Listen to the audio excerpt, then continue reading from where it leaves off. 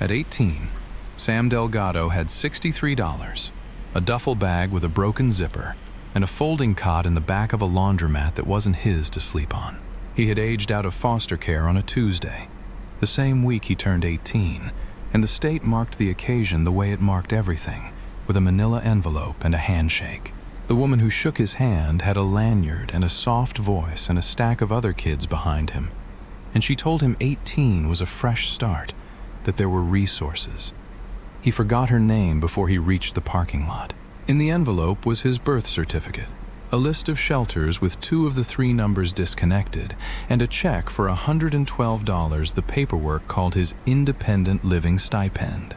He cashed it, spent $49 on a bus, a week of laundromat coffee, and a phone card, and had $63 left when he saw the flyer. The flyer was taped to the county courthouse door in Corliss, curling at one corner. Surplus auction. A snowplow with a cracked block, 3 filing cabinets, and near the bottom, in the same gray type as everything else, one line Sam read 4 times standing in the cold. Former roller rink, 1974, 6th and Bell. Structure and lot. Tax delinquent. Sold as is. He did not know yet that a man had spent 50 years hiding something under that floor, that the thing waiting there had a name for every kid who had ever slept in a laundromat, and that one of those names, in a ledger Sam had not opened, was a promise made to him before he was born. He had been in the system since he was 6. His mother was alive somewhere, he was told, and that was the whole of the file on her, a phrase that had followed him through 11 placements the way a smell follows you out of a room. Some homes were fine. The Nettles kept him 2 years and cried when the county moved him for reasons no one explained. Some were not fine, and in those he learned the thing all foster kids learn early: how to be small, how to take up no air, how to make a joke before anyone else could make one about him. He could read a room in 4 seconds and find the soft thing that made a grown man laugh instead of turn mean. It made people think he was easy, which was the whole point. The discharge meeting happened in a beige office with a poster of a kitten on it.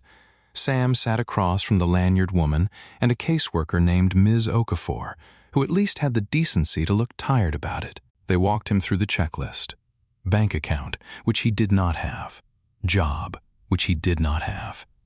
Housing, the box they could not check, and everyone agreed to pretend the list of shelters solved it. "You've got until Friday in the placement," Ms. Okafor said. "The Ria's family's taking a 9-year-old on Monday." "I'm sorry, Sam. The bed's spoken for." "No, it's great," Sam said. "I've been wanting to travel." The lanyard woman smiled at that, like he'd said something brave. Ms. Okafor didn't. She slid a card across the table with her cell number on it and said, "That's my personal line. Don't be a stranger." And Sam took the card and put it in his shoe, because a shoe was the only place he owned that nobody searched. Friday, he packed the duffel. It did not take long. 2 shirts, a coat that had been someone else's, a phone with a cracked corner, the birth certificate, the check stub, and a paperback he'd taken from a waiting room 3 placements ago and never returned. He walked out of the Ria's house at 9 in the morning and stood on the sidewalk in Wheeler and felt the specific weightlessness of having nowhere he was expected to be, ever again. The laundromat was Ms. Okafor's idea, though she never said so out loud. She just mentioned that the Suds and such on Route 9 was owned by a man named Pete, who used to take fosters himself and left the back door unlocked and didn't call anybody about the cot in the storeroom, as long as whoever used it swept the floor and didn't smoke. Sam swept the floor. He did not smoke. He slept to the sound of other people's clothes turning, and in the morning he drank the free coffee Pete kept in a percolator and read the county notices, because that was where you found the things nobody else wanted, and those were the only things priced for a boy with $63. That was how he found the auction, and where he first heard the name Emmett Cole, though he did not know then that it would come to mean more to him than his own. The auction was held in the basement of the courthouse, in a room with folding chairs and a coffee urn and 11 people, most of them there for the snowplow. The auctioneer was a heavy-set man named Dell, who read each lot off a laminated sheet in a bored voice. Sam sat in the back in the borrowed coat and decided none of them looked like they wanted a roller rink. They moved the snowplow for $400, the filing cabinets as a lot for $11, a box of traffic cones and a riding mower with no deck. Then Del looked at his sheet, and his mouth did a small thing that wasn't quite a smile. All right, Lot 19, the old Starlight, Rink, and lot out on 6th and Bell. County took it for back taxes, $11,000 and change owed, but that debt's discharged in the surplus, so you're buying it clean. Structure's a tear down, I'll be honest. Roof's going. Floor's ruined. Anybody want to make me an offer so I can stop looking at it on my sheet? Somebody laughed. A man near the front said, I'll give you $1 to haul it off, and the room laughed with him, the comfortable laugh of people who are warm and housed and glad, for a moment, that they are not the punchline. Del said, I need a real bid or it goes back on the county rolls, and Sam, who had not planned to speak, who had come to look at a riding mower he could not afford and a life he could not picture, heard himself say, $10. The room turned around to look at him. He was used to that. He gave them the grin, the one that got him out of trouble, and he said, What? It's got a roof. Kind of. Del looked at him for a long moment. Something crossed his face that Sam would only understand much later, when he knew what the Starlight had been. It looked, for a second, like relief. $10, Del said. Going once. The man who'd offered $1 said, loud, Kid, you don't want it. My cousin owns the parcel next door. That land's worth something for the lot alone once you scrape the building. You're buying somebody's headache. Then I'll have a headache with a roof, Sam said, and the room laughed again, but softer now, and Del brought the gavel down. Sold. $10. The gentleman in the back. He wrote something on his sheet. See the clerk. Cash. And son, he paused. There's a woman works the diner on Bell, Dot Ferris. You want to know anything about that place, you talk to her. She was there the whole time. He said it like an instruction, not a suggestion, and moved on to Lot 20, and the room forgot about the boy who had bought a roller rink for the price of a sandwich. Sam paid the clerk $10 from a fold of bills that now held $53. She gave him a receipt, a quitclaim deed with his name typed wrong as Samuel Delgado, and a single brass key on a paper tag gone brown with age. The tag said, in a slanted hand that was not the clerk's, Starlight front. He stood in the courthouse basement holding the key and the deed, and understood, with the flat clarity that had gotten him this far, that he now owned more of the world than he ever had in his life, and that he had nowhere to sleep but a building the county had called a tear-down, and that both were true at once and neither canceled the other. Congratulations, the clerk said, not looking up. Thanks, Sam said. I've been saving up. 6th and Bell was 1.5 miles from the courthouse, and Sam walked it because 1.5 miles was free and a cab was not. Corliss had been a glass town once. There had been a works out past the river that made bottles and, during one war or another, the green glass for signal lamps, and when it closed in the 80s, it took the middle of the town with it.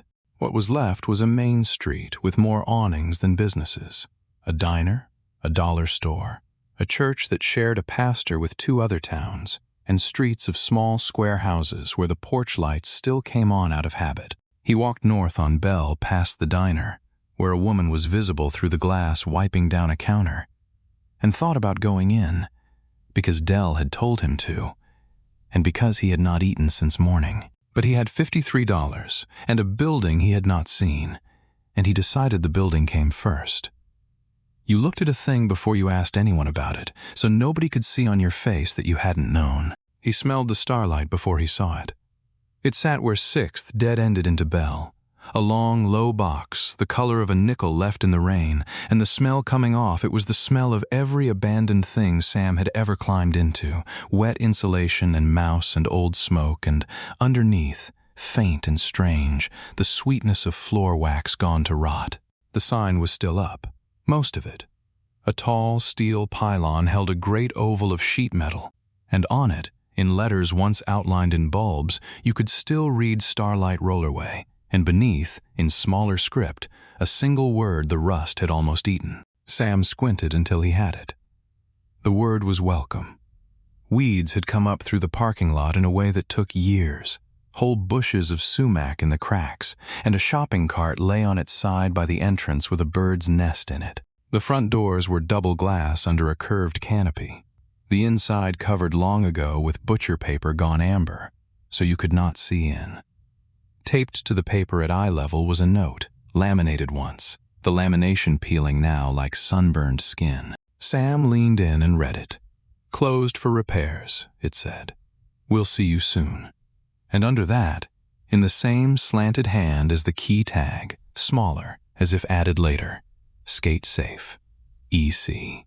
The paper had faded so evenly that Sam could not have said whether the note was 2 years old or 20. He would learn, eventually, that it was from the autumn of 2016, and that the repairs never came, and that EC had meant it when he wrote, "We'll see you soon," and had been wrong, the way people are wrong about the things they most intend. The brass key turned in the lock like it had been oiled that morning. That was the first thing that was strange. Everything else had been left to the weather, but the front lock was clean and true, and the door swung in on hinges that did not shriek, and Sam let his eyes come up out of the dark. It was bigger inside than a building that size had a right to be. A great oval rink opened in front of him, ringed by a low wall, and above it the ceiling went up into a dark he couldn't see the top of, hung with speakers, and, at the center, a mirror ball furred gray with dust so that it threw back no light at all. The floor was maple, laid in long honey-colored boards that curved with the oval, and even ruined it was beautiful. Water had come through the roof at the north end, and the boards there had lifted and cupped and gone black, buckling into a slow, frozen wave, and the rot was the sweet wax smell he'd caught outside, magnified, the whole building breathing it. Along the near wall was the skate counter, a long wooden bar with cubbies rising behind it in a wall of little square mouths, and in the cubbies, still, were the skates. Hundreds of them. Brown leather boots on orange wheels, sorted by the faded number painted above each cubby. 7, 8, 9. A whole wall of them waiting for feet that had grown up and moved away and gotten old. On the counter sat a roll of paper tickets, a coffee mug with an inch of something petrified in the bottom, and a pair of reading glasses folded neatly beside it, as if their owner had set them down to answer the phone and would be right back. Sam stood very still. He had been in a lot of empty buildings, and he knew the difference between a place that had been left and a place that had been fled, and the starlight had been neither. It had been closed the way you close a book you mean to finish, with a marker in it. Somebody had turned off the lights and locked the door and expected to come back, and had straightened the reading glasses on the way out. Over the far end of the rink, above a snack bar dark under a menu board still advertising a slice of pizza for $1.50, was a raised platform reached by a spiral stair, boxed in with wood and a little window, like a lifeguard's chair built for a giant. Sam did not know the word for it yet. He would learn it was the organ loft, where in the early years a man had sat and played a Hammond for the skaters, and that it was one of the 2 places in the building Emmett Cole had trusted with everything he was hiding. But that first afternoon it was only a strange high box in the dark, and something about it looked back, and he decided he'd had enough of the dark for one day. He went back out and sat on the curb under the welcome sign in the last of the light and ate half a package of crackers and counted his money again, because counting it was a thing to do with his hands. $53. A deed with his name spelled wrong, a key that worked too well, and a roof that, he could now confirm, was mostly a rumor. "Okay," he said out loud, to the sumac and the shopping cart and the fading sign. "So we've got some work to do." That first night he slept just inside the front doors, in the small lobby where the floor was still dry. On a bench seat he pried out of a broken photo booth and laid flat. He was cold in a way the laundromat had never let him be cold, and he woke a dozen times, and each time he lay in the enormous dark and listened to it. It was not a silent building. The wind found 100 ways in, and each one had a voice. Somewhere water dripped in a slow triple beat, And once, near 3 in the morning, a sound stood every hair on his arms up, a long, low rumble from the rink floor, like something heavy crossing the maple on wheels, and he lay rigid with the paperback held like a weapon until he understood it was only the wind pushing a loose skate case along the boards. He laughed at himself then, and the laugh came out shaky, and he was glad no one was there to hear how shaky. And he did not know that in 6 weeks he would come to love that building more than any place he had lived, or that he would fight for it, or that it had been built to belong to exactly a boy like him. Morning came gray through the amber paper. Sam took stock the way he took stock of every new placement, walking the rooms, learning the exits, finding the water. There was water. That was the second strange thing. A utility sink in a back room ran cold and clear when he turned the tap, which meant somebody was paying to keep the line from being shut off. There was no power. He found the breaker box and threw the main and got nothing but the click of dead switches. Water, but no light. He could work with that. He'd had less. He laid his supplies out on the skate counter like a hand of cards, a phone at 40% with no way to charge it. A $3 flashlight from the dollar store, bought that morning, with batteries the man behind the register swore were fresh. Half a package of crackers, a can of beans he had no way to heat. The crossword paperback. $50 even, now. $50 was a week of eating carefully, or a tank of propane for a heater he didn't have, or nothing at all, depending on how you looked at it, and Sam had learned long ago that how you looked at it was the only part he controlled. He was still looking at the money when he heard the scratching at the back door. It was a dog.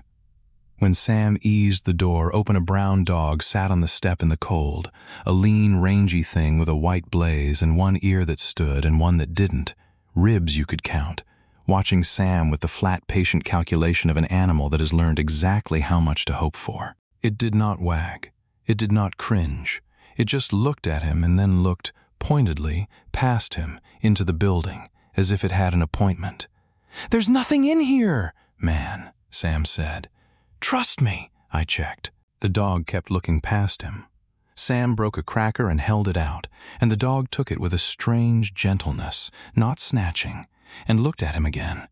And Sam understood he had just told a lie he could not afford to keep, that he had food to share. He crouched down. The dog let him. Up close, it wore a green nylon collar worn nearly white, no tag, and around the buckle, in faded marker, someone had once written a word. Sam turned the collar until he could read it. The word was house. "That your name?" Sam said. "House?" The dog's tail moved once, slow, at the sound. "That's a weird name for a dog, house." The animal looked at the dark building it clearly considered its own, and Sam felt the first crack in the flat thing he kept over his chest, because he knew what it meant when a starving dog came scratching at the back door of an abandoned building like it was coming home. "Yeah," Sam said quietly. "Me too, buddy, me too." He named it Loop that afternoon because house was too sad to keep saying, and because when he finally propped the back door and let it in, the dog did a slow lap of the whole rink floor, nose down, checking every corner, and came back and sat by the skate counter and let out a breath, like a thing completing a circle it had been waiting a long time to close. Loop stayed. Sam split the can of beans with him cold. 2 friends who had each shown up to the same empty building for reasons neither could have explained. And that was the first night Sam Delgado was not, technically, alone. The days after ran together, a blur of small survival. He learned that the dry corner of the lobby stayed warm longest, that the utility sink ran almost warm after a minute, that if he wedged the photo booth bench across 2 dry aisles of skate cubbies, he had a bed off the floor. He set a plastic barrel under the worst of the roof leaks, and the triple beat drip became a hollow bong he stopped hearing after the 3rd night. He learned which church did a Wednesday supper and which dollar store marked down dented cans on Fridays, and he stretched $50 the way he stretched everything, by making each thing do the work of 3. He counted the money most nights, a compulsion he wasn't proud of and didn't try to stop. 50 became 43 when he bought a propane canister and a single-burner stove from a man selling out of a garage on Route 9. 43 became 38 for rice and eggs and a bag of dented cans. 38 became 31 when Loop cut a pad open in the parking lot, and Sam spent $7 on gauze and tape and sat on the cold floor an hour, wrapping a dog's foot by flashlight, talking so the dog would hold still, and the dog held still and watched him, and that was $31, and a boy who had, without quite deciding to, acquired a dependent. He got work. A man named Cutter ran a scrapyard 2 streets over and paid cash to strip copper and sort steel. He looked Sam over the first morning, took in the borrowed coat and the grin that came up automatic, and said, "You gonna steal from me?" And Sam said, "Only if it's real heavy and I think I can carry it," and Cutter almost smiled and put him to work. $9 an hour, under the table, 3 or 4 days some weeks, but it got Sam out of the cold building and around people, and it taught him the first thing about how the town felt about the Starlight, because the town had feelings about it. When Cutter's older man, Pruitt, found out where the new kid was squatting, he got quiet and said, "You be respectful in there," which was a strange thing to say about a teardown.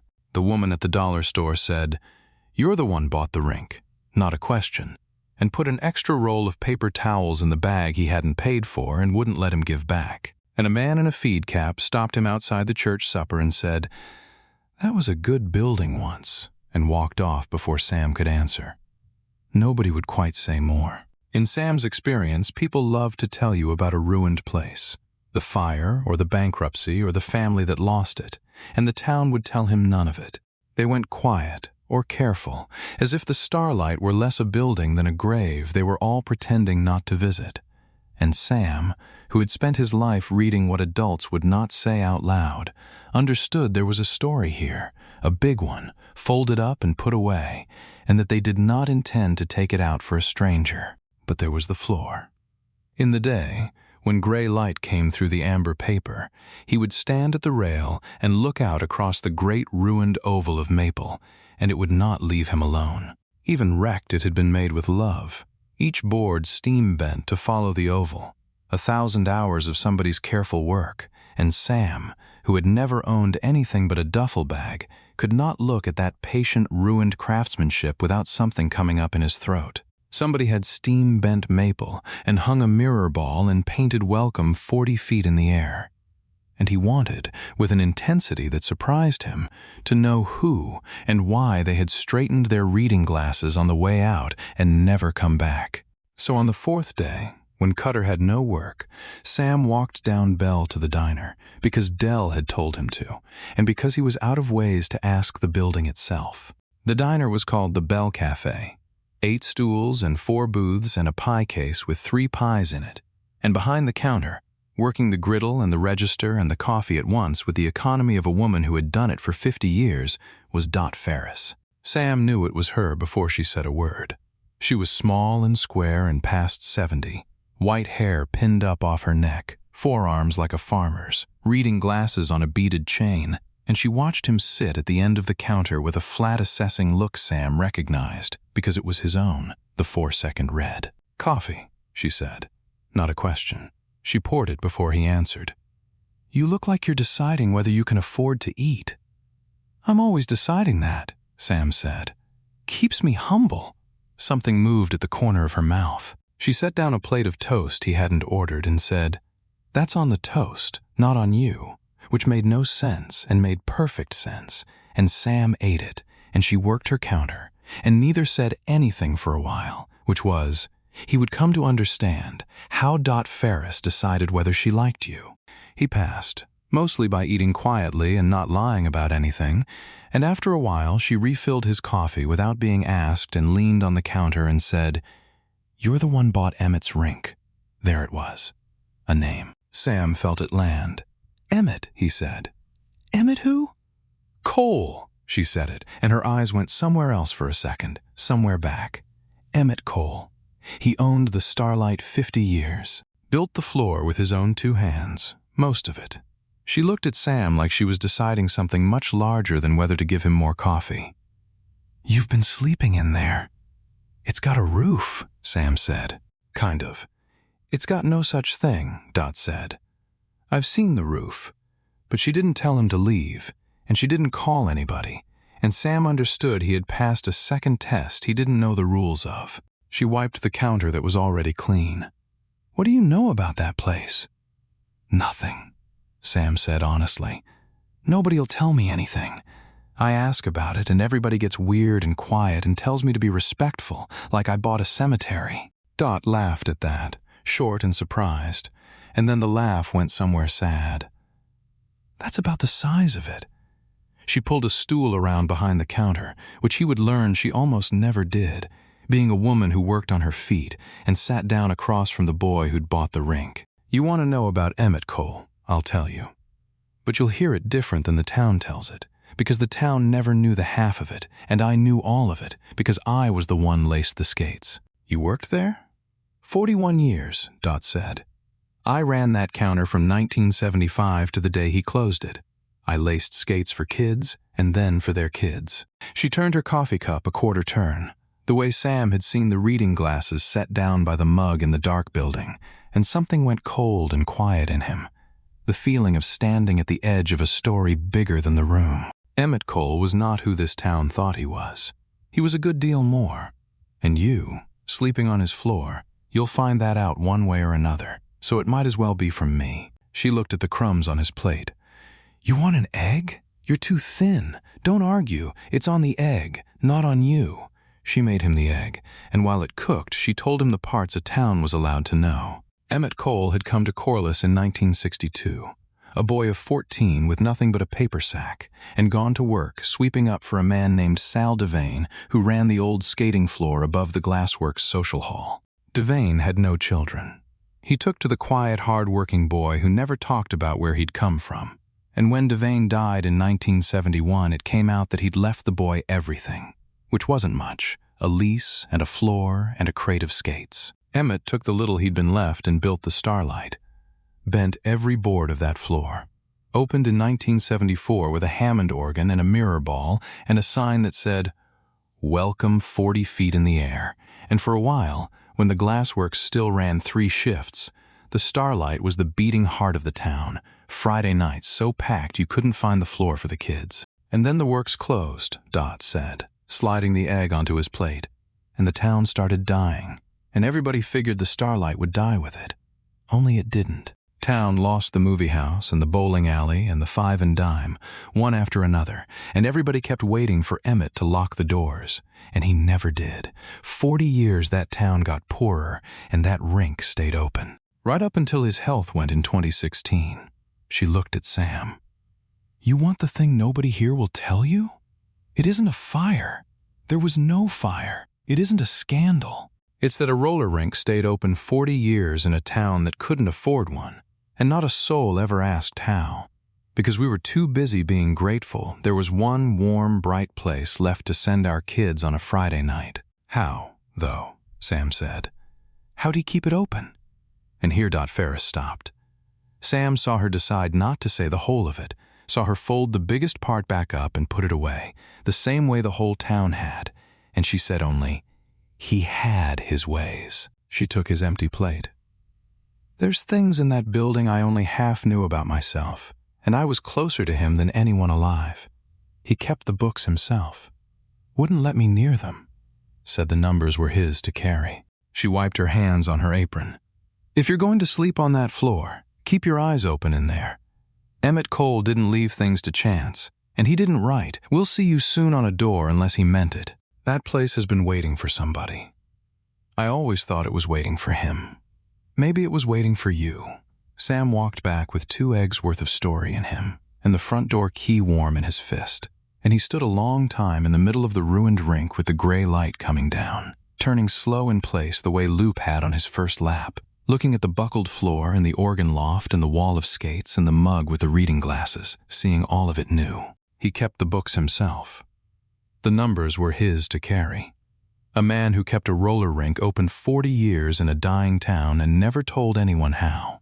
And he looked at that long curved floor and the strange high box of the organ loft and thought, with the instinct of a boy who had spent his life finding where grown-ups hid things, "If I had a secret, that's where I'd keep it. In the floor, or up there, where you have to want it to find it." He found it 3 nights later, and he found it because of the cold. It had turned hard cold, a wind out of the north that found every gap in the roof, and Sam had dragged his bench and blankets onto the rink floor itself, into the lee of the organ loft where the raised platform broke the wind. And he had lit the propane stove against his better judgment and was watching the little blue ring of flame when he noticed the sound. He had been hearing it 3 nights and thinking it was the barrel drip.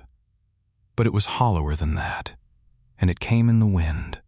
A soft, irregular knocking from directly beneath him, from under the maple, as if the floor here were laid not on solid ground but over a space, and something in that space moved when the building breathed. Sam sat up. He put his palm flat on the floor. The rest of the rink, where he'd walked it, rang solid, the maple laid tight on a subfloor laid tight on the earth. But here, in the 8 or 10 feet of floor tucked into the blind spot behind the organ loft's spiral stair, where no skater would ever have rolled because it was off the oval and out of the light, the maple gave back a different sound when he knocked it, a drum sound, a hollow. He got the flashlight and went over that patch of floor board by board, and at first found nothing, just old maple, and then his fingers found it, a place where the boards were not boards. A section about 3 feet by 5 had been cut out and refitted so cleanly that in the dim rink it read as solid, but along its edge ran a hairline seam, and at one end, where a knot made a natural dimple, was a shallow finger hole worn smooth and dark by use. Sam put his finger in it. He looked at Loop, who had lifted his head and was watching, ears up, alert in a way Sam had not seen him. "Yeah," Sam said. "Me too," he pulled. The section came up on oiled hinges, silent, a man's careful maintenance outliving the man, and cold air rose out of the dark below, and the flashlight beam went down a short wooden ladder into a space under the floor, and Sam Delgado looked down into the secret Emmett Cole had spent 50 years keeping, and for a long moment did not breathe. It was a room, a small, low room dug and framed beneath the rink floor, maybe 8 by 10, floored in the same maple, walled in old pine gone gold with age, and it was not empty, and it was not ruined. The roof leaked 40 feet away, but not one drop had ever reached here. There was a steel desk with a green blotter, a wooden swivel chair, a lamp, and on the walls, shelves, and on the shelves, books. Not printed books, ledgers. Long green cloth-bound ledgers, scores of them, marching along the shelves in numbered order, and above the desk, tacked to the pine, a hand-lettered card in the slanted hand Sam now knew as well as his own, skate safe. And beside the desk, on a coat hook, hung a man's cardigan, gray wool, worn at the elbows, waiting for a man who had straightened his reading glasses and gone upstairs and never come back down. Sam went down the ladder. The room was warmer than the rink, held at the earth's steady cool, dry as a book. He turned in a slow circle with the flashlight, and Loop came halfway down and stopped, whining, and would come no farther, and Sam said, "It's okay, buddy," though he did not know if it was. He took the nearest ledger off the shelf. It was heavy. The cloth cover said, in gold gone dull, Starlight Rollerway, members, and under that, in the slanted hand, 1974 to 1978. He opened it under the lamp that would not light, the flashlight in his teeth, and saw columns, hundreds of names, ruled out in a fine, careful hand, a name to a line, and beside each a date, an age, and an amount. Membership dues. On its face, exactly what the cover said. The membership rolls of a roller rink, a careful record of who had paid to skate. Sam turned the pages. Thousands of names, a whole town of children written down one to a line, and he thought, this is it. He kept records, big deal, and felt the small letdown of a mystery gone ordinary. And then he noticed the second column, the one he'd taken for the dues, and looked closer, and saw that some entries had no dues at all. A scattering at first, and then more had the dues column left blank, or marked with a small symbol he didn't recognize, a little slanted C in a circle. He ran his finger down a page and counted. On this page of 41 names, 11 had the circled C where the money should be. He turned to another year. More. He turned to the years after the glassworks closed, when the whole town got poorer, and now the circled C was everywhere, half the page, more than half, Page after page of children logged as members of a roller rink who had never paid a cent. Sam sat down slowly in the dead man's chair. He did not understand it yet, not fully, but the shape of it was rising out of the ledger the way the mirror ball rose out of the dark, and his skin had gone to goose flesh that had nothing to do with the cold. He flipped to the flyleaf, and there in the slanted hand was a single line Emmett Cole had written to himself in 1974 and to no one else, ever, and Sam read it with the flashlight shaking a little in his teeth. Everybody's a member. Nobody pays who can't. Same as it was for me. Sam read it 3 times. Same as it was for me. He thought of the boy of 14 with a paper sack, taken in off a bare floor by a man named Devane who left him everything. He thought of the circled C and understood, all at once, what he was sitting inside of.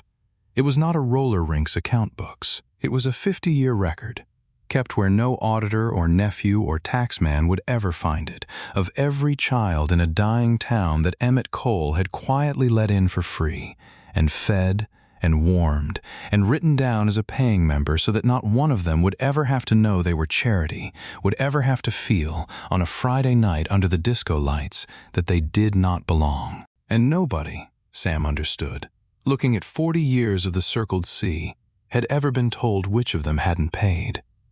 That was the genius of it, and the mercy of it at once.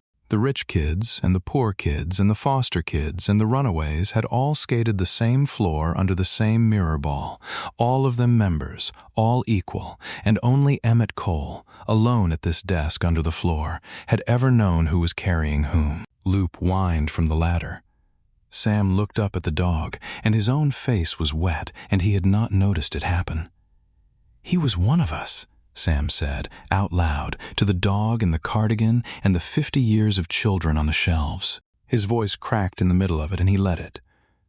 The whole time. He was one of us. He did not read it all in one night. It was too much, and the flashlight batteries the man had sworn were fresh gave out around midnight and left him in a dark so complete he had to feel his way to the ladder.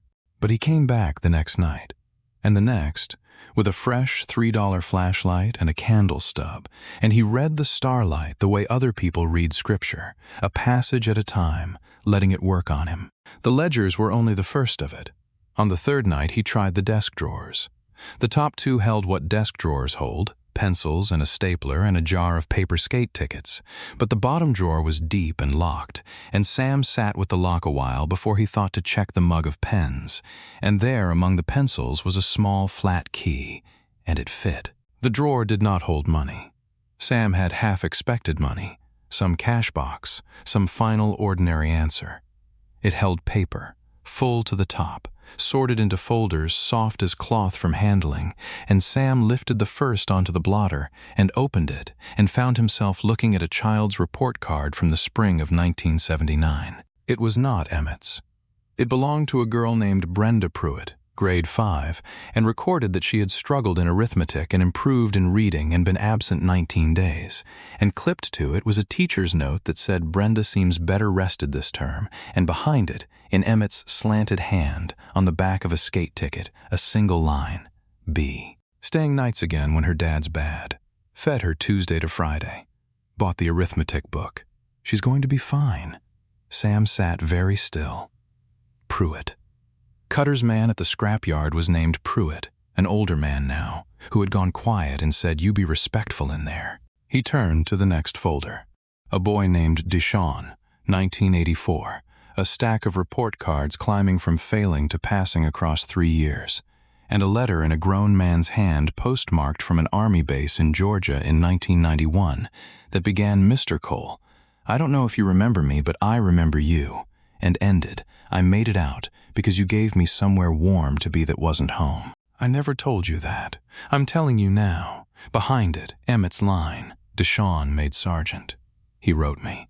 I read it 4 times. There were hundreds of them, report cards and letters and school photos, a child's crayon drawing of the mirror ball, a wedding invitation, a funeral card, a birth announcement that said we named him Emmett.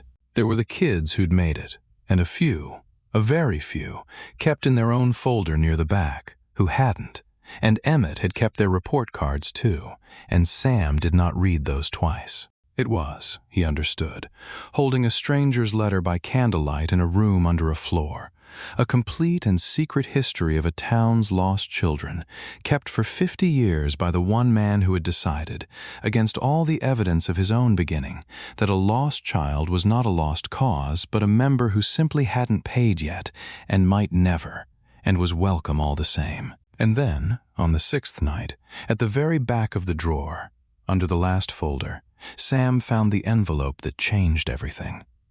It was manila, thick, sealed, and across the front in Emmett's hand it said, "To whoever finds this room." Sam looked at it a long time before he opened it, because he understood, the way you understand things in your chest before your head catches up, that it had been written to him, not to Sam Delgado, whom Emmett had never heard of, but to whoever would one day come down the ladder and sit in this chair and read these books and understand. And Sam was that person, and the envelope had been waiting in the dark 9 years for him to be born into needing it. Inside was a letter, and behind the letter, clipped in blue legal covers, a document. Sam read the letter first. "If you are reading this," Emmett had written, "then I did not make it back down here, and I am sorry, because it means I did not get to tell you myself. My name is Emmett Cole, and I own the Starlight, though owning was never what it was about. A man named Sal Devane found me on a cold floor when I was 14 and let me stay and asked me no questions, and that is the whole reason I am anything at all. I could not pay him back because he was gone before I had anything to pay with, so I paid it sideways to whoever came through that door cold. You have found the books. Then you know. I am not writing to explain them. I am writing to tell you what I did about the future, because I was afraid, and this was the thing I could do about being afraid." Sam turned to the document. It was a trust. He did not know how to read a trust, but he could read the parts Emmett had underlined. In 2009, Emmett Cole had put the Starlight Rollerway, the building and the lot and everything in it, into a charitable trust. He had spent the profitless years since building it an endowment, dollar by careful dollar, dented can by dented can of his own frugal life, and it now held, the document said, $214,000. The trust had one purpose, a single sentence Emmett had underlined twice: to operate the Starlight Rollerway in perpetuity as a free and open place of refuge and recreation for the children of this county, with no child ever to be asked who their people are or whether they can pay. And there was a catch, underlined too, in a hand that shook. The trust required a steward, a living person, resident in the county, who would claim the responsibility and run the place. Emmett had named himself steward and named no successor, because the truth, he wrote, is that I could never think of who to trust with it, and I kept believing I had more time to decide. And that was my great foolishness. If I die with no steward named, and no one comes forward within a period the lawyers set, the trust fails, and the property and the money fall to my next of kin. And God help the place then, because my brother's boy Grant has been asking about this land for 15 years, and it is not children he sees when he looks at it. Sam sat in the cold gold room with the trust in his hands, and the candle guttering and loop asleep at the foot of the ladder, and understood the whole shape of it at last. A man had built a fortress of love under a roller rink floor and armored it with a trust to keep it safe forever, and made one mistake. The mistake of a man who had learned too young that he could not count on anyone, which was that he could not bring himself to name who would come after him. So the fortress had a door standing open in it. And through that door a developer named Grant Cole was, right now, somewhere, walking. Sam looked at the deadline underlined at the bottom, the date after which the trust would fail and fall to next of kin. It was a date in the spring. It was 6 weeks away. Grant Cole came on a Thursday in a car that did not belong on 6th and Bell, a long gray German thing that eased into the weedy lot and idled while its driver looked at the building through the windshield the way a man looks at a lot, not a place. Sam watched from the snack bar window with Loop against his leg and knew who it was before the door opened. Grant Cole was maybe 50, trim, gray at the temples in a way that had been arranged, in a coat that cost more than everything Sam had ever owned laid end to end. 2 others got out with him, a younger man with a leather folder and a woman with a phone, and they stood in their good shoes among the sumac and the shopping cart, and Grant looked up at the welcome sign with mild distaste, then walked to the front doors and knocked. 3 sharp raps. A man used to doors being opened for him. Sam let him knock twice more before he came around from the side, loop at his heel, and said, "Help you?"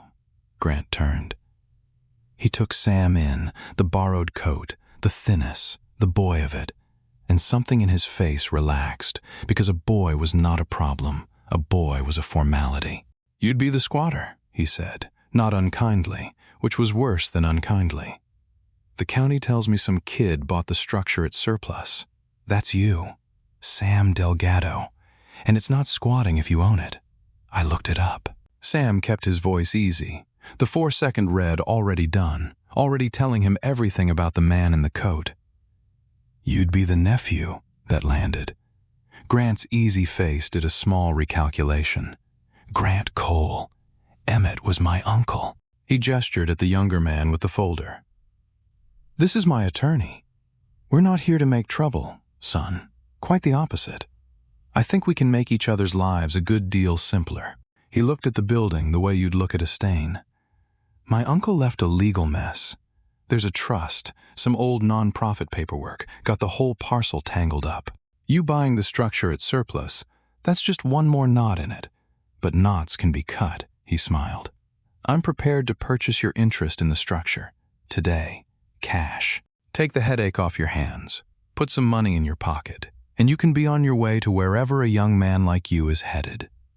"How much?" Sam said, because he wanted to hear the number, wanted to know what Emmett's 50 years was worth to the man's own blood. $4,000, Grant said, and let it sit, watching Sam's face for the hunger, the way you'd watch a stray for it. $4,000 for a building you paid 10 for. That's a good day, son. That's the best day you're going to have out here. And it was, Sam knew, more money than he had ever seen at one time in his life. $4,000 was a car and a deposit and a year of not being afraid. He felt the pull of it in his stomach. The animal pull Grant was counting on. And then he thought of the circled C, and the report card that said Brenda seems better rested this term, and the line in Emmett's shaking hand, no child ever to be asked who their people are, and the pull let go all at once, and letting go felt, to his surprise, like standing up. "Nah," Sam said. "I think I'll keep it." The younger attorney looked up from his folder. Grant's smile stayed, but his eyes changed. "Son, I don't think you understand your situation. That trust is going to fail. There's a deadline, and no one stepped up to run the thing, because no one in this dead little town has 2 nickels to rub together, and when it fails, the whole parcel comes to me as next of kin, structure and all, and then I develop it. And there's a very nice road frontage retail concept that goes right about where you're standing. You holding the structure doesn't stop that. It just makes you the last thing I have to clean up. So I'm offering to clean you up gently, with $4,000, instead of the other way, with a court and a sheriff and a boy who finds out the hard way what lawyers are for. You follow me?" "I follow you," Sam said. He was aware of his own heartbeat, and of Loop gone stiff and low at his side, and of the enormous silent building full of 50 years of children behind him. "You want to knock down a roller rink and put up a strip mall, and I'm in the way, and you figured you'd scare a foster kid off it for $4,000 before anybody thought too hard about it." He tilted his head. "That about the size of it?" Something ugly moved under Grant's expensive calm. "Watch yourself." "See, the thing is," Sam went on, and he heard his own voice come out steady, which surprised him. "You keep saying nobody stepped up to run it, but that trust doesn't need a rich guy. I read it." He watched that land, watched Grant register that the boy had read it. "It needs a steward, a person who lives in the county who'll claim it and run the place. That's all. Doesn't say they have to have 2 nickels. Doesn't say anything about that. Just somebody who lives here and shows up." The lot went quiet. The wind moved the sumac. Grant Cole looked at the boy in the borrowed coat, and Sam watched him understand, for the first time, that this was not going to be a formality, and watched the understanding turn cold. "You," Grant said. He almost laughed. "You're going to be the steward. an 18-year-old drifter who's been in the county a month, sleeping in a condemned building. You're going to walk into probate court and tell a judge you're fit to run a $200,000 charitable trust. Now he did laugh, a short professional sound with no floor under it. Son, I've watched lawyers I pay $600 an hour lose to me. You have a deed with your name spelled wrong. Samuel Delgado. You want to spend the last 6 weeks of that trust's life in a courtroom. Go right ahead. You'll lose owing money you don't have, and I'll still get my parcel, now with a lien on whatever's left of your life. He turned to go, then turned back and delivered it soft, which was how Sam knew it was the true thing under all the rest. I grew up being told about this place, the famous Starlight, Uncle Emmett and his big, warm heart. You know where Uncle Emmett was when my father was dying in a state home with nobody to pay for a decent room? He was here, buying arithmetic books for strangers' kids. So don't tell me about this building, son. It's 50 years of a man loving everybody's children except his own family's, and I am going to bulldoze it, and I am going to sleep like a baby. He got in the gray car with the others. Before the door closed, the attorney leaned out and set a business card on the hood of a rusted-out truck at the edge of the lot, weighted it with a stone, and said, "The offer's $4,000 until Monday. After that, we do it the expensive way. For you." And the car eased back out through the weeds and was gone, and Sam stood in the lot with a starving dog and a deed with his name spelled wrong, having just turned down more money than he'd ever held to fight a man who paid $600 an hour over a building the county called a teardown. He picked up the card. Grant Cole. Cole Frontage Partners. Commercial Development. He put it in his shoe, next to Ms. Okafor's, because a shoe was still the only place he owned that nobody searched, and because he had the sudden clear feeling he was going to need every card he had. That night he did not sleep. He sat in the room under the floor with the trust in his lap and did the math a boy in his situation does. The math of whether to run. Grant was right about the important things. Sam was 18. No money, no lawyer, no standing. A deed with his name spelled wrong, and against him a man with a gray car and $600 lawyers and the grinding patience of money. The smart move, the survival move, the move every hard year had trained into his bones, was to take the $4,000 and go, to be small, to make the joke and get out of the room before it turned mean. He was so good at that. But he kept looking at the cardigan on the hook, and at the line, same as it was for me. And he thought about a boy of 14 with a paper sack, taken in off a cold floor and asked no questions, who had grown up and spent every dollar and every year making sure no other cold kid in this county ever felt like they were nobodies, and who had made exactly one mistake, which was that he could not bring himself to believe anyone would ever come along worthy of being trusted with it. And Sam Delgado, $63 to his name a month ago and 31 now, sat in the dead man's chair and understood that he was being offered the chance to prove Emmett Cole wrong about the one thing he had gotten wrong. "Okay," he said, out loud, to the cardigan and the dog and the 50 years of children on the shelves. His voice did not shake this time. "Okay, I'm not going to run, but I can't do this by myself. And you knew that, didn't you? You left me a whole town." He looked at the ledgers, the thousands of names, the town of children grown up now and scattered through Corliss carrying a secret debt they'd never been told they owed. "You left me a whole town," he said again, softer, and in the morning he walked down Bell to the Bell Cafe, and he told Dot Ferris everything. He told her about the hollow in the floor and the room beneath it and the cardigan on the hook. He told her about the ledgers and the circled C, and watched Dot Ferris, who had laced skates there 41 years and thought she knew all of it, put her hand over her mouth when he said nobody was ever told which ones hadn't paid. He told her about the report cards, and said the name Brenda Pruitt, and Dot sat down on her own stool and said, "Brenda, Lord. Brenda's a nurse in Zanesville now. She sends me a card every Christmas, and I never once knew." And her eyes were wet, and she was not a woman who cried, and she was crying. Then he told her about the trust, the $214,000, the steward, the deadline, and Grant Cole, and the gray car, and when he was done Dot wiped her eyes once, hard, with the heel of her hand and stood back up because she was a woman who worked on her feet and said, "All right." Well, he picked the wrong town. It went fast after that, the way a thing goes fast when it has been waiting 50 years for somebody to say the word. Dot knew everyone, and that was everything. She got on the phone that afternoon, and by evening a woman named Marion Estes had driven out to the Bell Cafe, a semi-retired attorney 2 towns over who, it turned out, was the very trustee Emmett had named, and who had spent 9 months quietly trying to find a steward and being stonewalled by Grant Cole's lawyers, who had made it their business to discourage anyone from coming forward until the clock ran out. Marion looked at the trust document Sam laid on the counter, the one from the sealed envelope, and went very still. "There's a second signed original. He told me there was, and I could never find it. This changes the whole posture of the thing." She looked at Sam over her glasses, the assessing look. "Son, do you understand what you'd be taking on? It doesn't pay. You'd be responsible for a building and a program and a pack of lawyers coming at you. It's not a prize. It's a job for the rest of your life." "I've never had one of those," Sam said. "A job for the rest of my life. Something that's like mine to keep." He looked at his hands on the counter. "I've been handed off my whole life, placement to placement. Nobody ever needed me to stay anywhere." He looked up.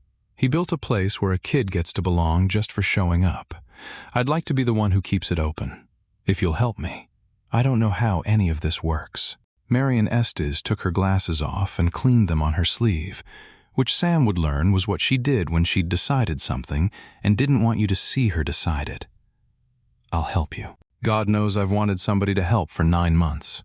I'll do it for what Emmett paid me, a cup of Dot's coffee. Now, we have 5.5 weeks and a probate judge to convince, and Grant Cole is going to argue you're a transient with no roots and no fitness. And we'll have to show that judge who this trust was written for and who you are. And I'll tell you now, the law is closer than I'd like." She put her glasses back on. "But the law isn't the only thing in that courtroom, Miss Ferris. How many of them are still in the county? The ones from the books?" And Dot Ferris smiled a hard, bright smile and said, "Honey, half the town. They came forward slow at first and then all at once. Dot made the calls only she could make, and Sam, with Marion at his elbow, did a thing that was very hard for him, harder than the cold and the hunger, harder than facing down Grant in the lot. He let people see the room. He brought them out to the starlight a few at a time, grown men and women who had skated that floor as children, and he lifted the section of maple behind the organ loft and let them go down into the gold room and showed them the ledgers and let them find their own names. Sam would remember those days the rest of his life. Pruitt from the scrapyard came down the ladder heavy and slow, a man of 60, and stood a long time not saying anything, then found the 1979 ledger and ran his thick finger down the page to his sister's line, Brenda Pruitt, and the circled C beside it, and turned to Sam with a face that had come completely apart and said, "We never had a thing that winter. Our dad drank the light bill. I always wondered how she ate." A woman who was now the county clerk, the same one who'd typed his name wrong, sat in the dead man's chair reading the note on the back of her own report card and had to be helped back up the ladder. And Chief Ortega, a barrel-chested man who'd run into burning houses for 30 years, sat on the rink floor with a ledger open on his knees and wept without shame, because he had come up in 6 foster homes in this county and told everyone for 40 years that the reason he turned out all right was the roller rink, and had never once known it had cost him nothing because a man under the floor had paid. And there was one more. On the 4th day, a car with Georgia plates pulled in, and an old black man in a veteran's cap got out slow, and it was Deshawn, the sergeant, retired now, who had gotten a call from Dot Ferris and driven 14 hours through the night, and came down the ladder with his hand shaking on the rungs and stood in front of the cardigan and said, "That's his sweater. That's Emmett's sweater," and put his face in his hands. He read again the letter his own younger self had written in 1991.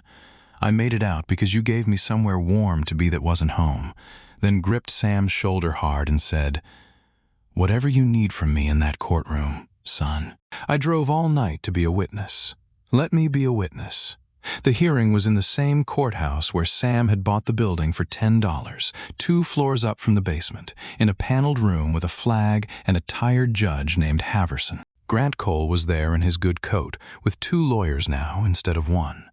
And Sam was there in a shirt Dot had ironed, with Marion Estes beside him, and behind him, filling the gallery, spilling into the hall, standing along the back wall in their coats, were the members. 50 years of them. Pruitt and the county clerk and Chief Ortega and Deshawn in his veteran's cap and the nurse Brenda who'd driven down from Zanesville and 100 more. A whole town of grown children who had gotten a call from Dot Ferris and put on their good clothes to sit in a courtroom for a boy most of them had never met, because of a debt they had only just learned they owed. Grant's lawyers argued the law, and the law was close, just as Marion had said. They argued that Sam Delgado was a transient, a month in the county, unfit, unstable, that the trust should fail, and the property pass to the next of kin as the plain terms provided. They argued it well. Then Marion Estes stood, and she did not argue the law. Your Honor, the trust requires a steward resident in the county who will operate the Starlight as a refuge for the county's children, asking no child who their people are or whether they can pay. Opposing counsel says my client is unfit because he has no roots here, no people, no money. She let it sit. With respect, that is not a description of a man unfit to steward this trust. It is a description of exactly the child it was written to protect. Emmett Cole did not build a refuge for the well-rooted and the well-heeled. He built it for the boy sleeping where he shouldn't, with nothing to his name, whom nobody was required to keep. That boy is standing in front of you. The trust did not fail to find its steward. Its steward walked in the door and bought the building for $10 because it was the only thing in the world priced for what he had. She gestured at the gallery, at the whole silent standing town of them. And if the court doubts what this place was, it need only ask the people who filled this room on a day's notice. They are the ledger. Every one of them is a line in the book. Judge Haverson looked out at the gallery a long moment.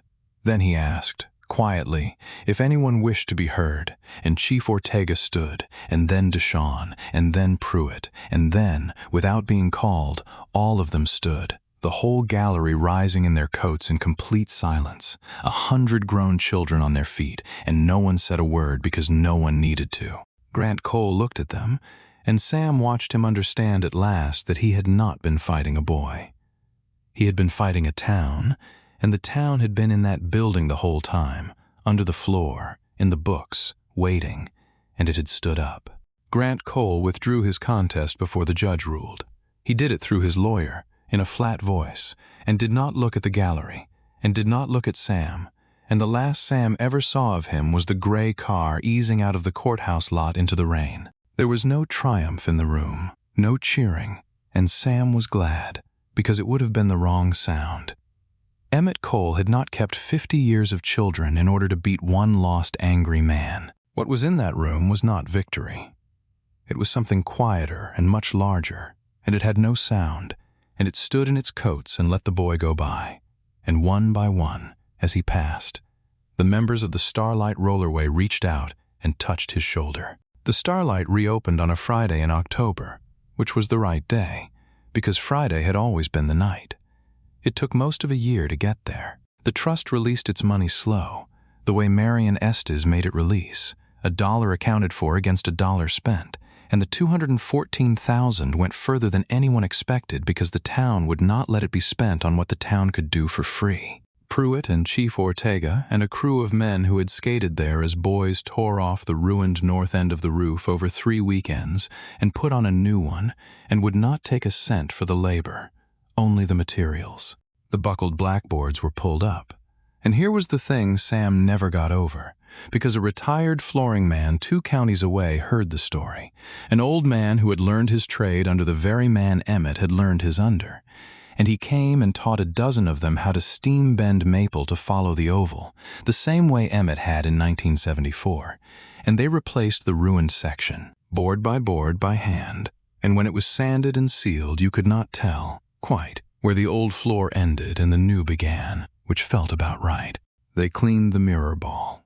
It took Dot Ferris an afternoon on a ladder with a rag and a bucket, refusing all help, and when they finally threw the breaker, Sam had thrown to nothing on his second morning, working now because the trust had paid the power company what Emmett's estate had owed. The lights came up all at once, the ring of colored floods and the strings of little bulbs and the great spinning ball, and the whole ruined and remade. Oval of the Starlight Rollerway filled with slow-turning light for the first time in 9 years, and Sam Delgado, who did not cry in front of people, had to go stand in the snack bar a while. They kept the room under the floor. That was Sam's decision, and no one argued it. The hollow section of maple behind the organ loft still lifted on its oiled hinges, and the ledgers stayed on their shelves in the cool gold dark, and the cardigan stayed on its hook, and Sam added a shelf, and on the shelf he began. In a slanted hand he'd taught himself by copying the note on the door to keep the books the way Emmett had kept them. Everybody's a member. Nobody pays who can't. He wrote the new names down one to a line, and beside the ones who couldn't, he made a small circled C, and he told no one which. And he understood now why Emmett had carried the numbers alone, because the not telling was the whole of the gift. On opening night, the line went out the door and down 6th. Word had gone around the county the way word does.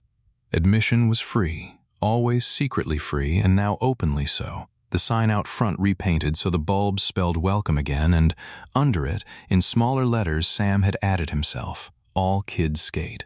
Dot Ferris was behind the skate counter where she had stood for 41 years, lacing skates for a third generation of the county's children, showing a shaking, nervous 8-year-old how to find her balance the way she had shown the child's mother and, before that, her grandmother.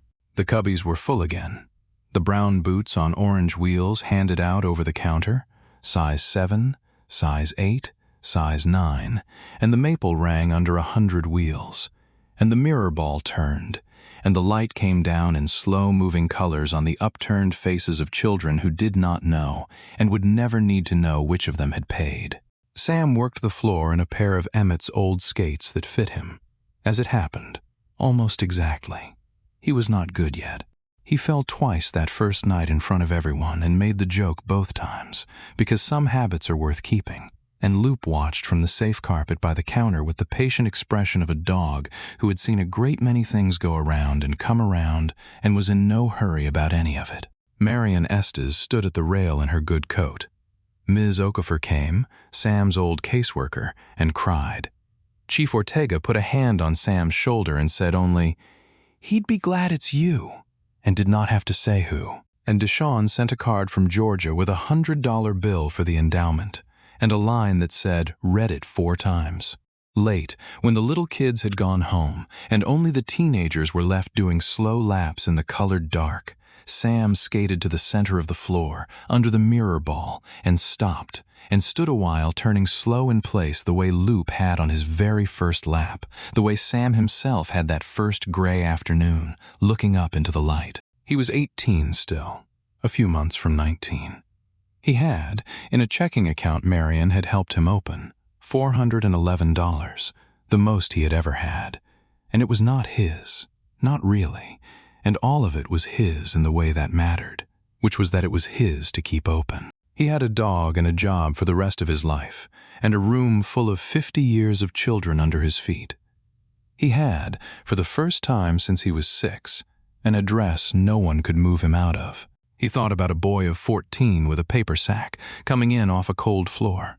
He thought about Emmett Cole straightening his reading glasses on the way out and writing, "We'll see you soon," and meaning it, and being wrong, and being, in the only way that counted, completely right, because here they all were, seeing each other soon, under the light he'd hung. Sam had gone looking, that first week, for who had built the place and why they'd never come back, and he had his answer now. That Emmett Cole had come back, was here in every board of the floor, and every name in the books, and every kid at the counter, that a man could die and still be the warm, bright place a child was let into on a Friday night. The last skaters left near midnight. Sam locked the front doors with the brass key on the paper tag, Starlight Front, the same key the clerk had handed him with a deed that spelled his name wrong, and he stood a moment in the emptied rink with the lights off and only the exit sign glowing red, and Loop leaned warm against his leg, and outside the wind moved the sumac the way it had the first night, and the building breathed around him, and for once every voice in it was a good one.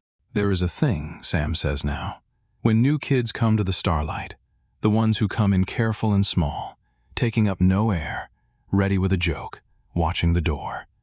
The ones he knows. He tells them what Dot Ferris told him, what Emmett Cole wrote in a ledger in 1974 and kept for 50 years under a maple floor, the whole of it, the only rule the place has ever really had. Some places ask who your parents are. Some places ask if you can pay. This one never did and never will. Some places don't ask who your parents are. They just let you in. He turns off the last light.